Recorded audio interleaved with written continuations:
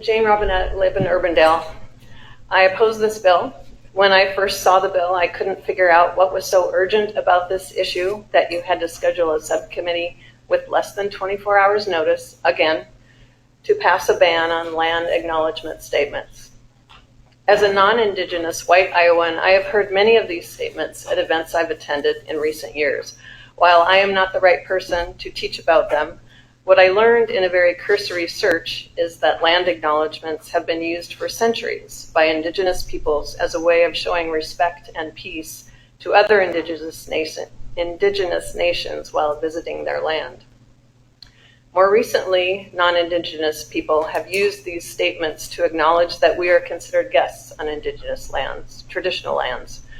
They are a sign of respect and gratitude and are meant to further reconciliation with Indigenous nations. They are not sufficient for reconciliation, but they are a first step, especially if they include ideas for action. At best, they remind us of the many Native peoples who inhabited and currently live on the land we call Iowa. They might inspire interest and curiosity about our history and prod us to be aware of the Indigenous people in our midst and do more to move toward reconciliation and justice. At worst, they may be something that people don't even listen to, but maybe someday they will.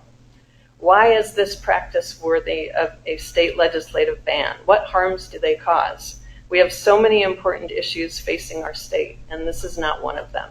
Please reject this bill. Thank you. Thank you. Seeing nobody else, Steve, Representative Holt.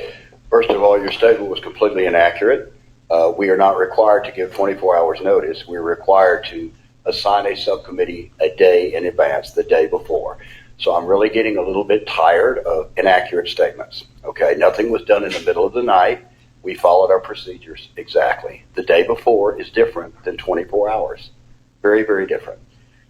If this is already being taken care of, then perhaps we don't need to advance this bill, but I would 100% support this because these land acknowledgments are absolutely absurd and ridiculous.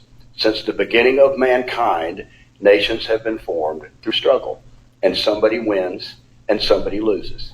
This idea that we're supposed to have all this self-loathing and wringing of hands because our forefathers did exactly what every other nation has done in the forming of their nation is absurd in the extreme. And it is teaching our children to hate our country, and it's ridiculous, and it's absurd, and it's really silly and a waste of time. So if this in fact has if we have policies in place, then perhaps we don't need to do this legislation. But not because it isn't important, because I think these things are absurd in the extreme, and they're one of the reasons that half of our young people today, or more than half, would not fight for the country were we to be attacked. So I think it's extremely important, and I could not disagree with you more on every point that you made, including your inaccurate statement about how subcommittees are formed. So we'll make a decision on whether we need to move this forward or not. Thank you. Representative Wilburn. I have a question for our regents. Jillian, please.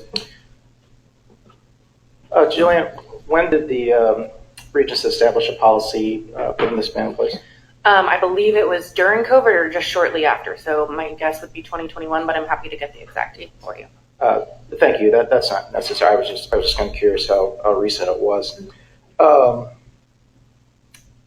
I do disagree about the importance of